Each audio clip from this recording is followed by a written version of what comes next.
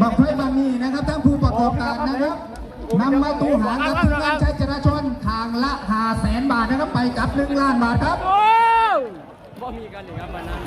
ควายทีมงานตัดสอสอประกาศมาจากนั้นพร้อมทีมงานในชุมชน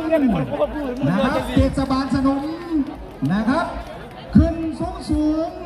ลงซาตกใกล้ๆได้หลายๆเพราะทีมงานโชคดี3 2 1ไปลงไปถูเขา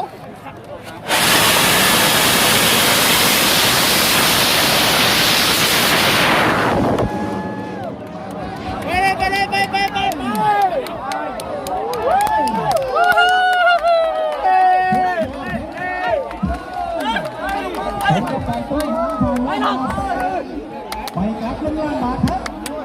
ไปลง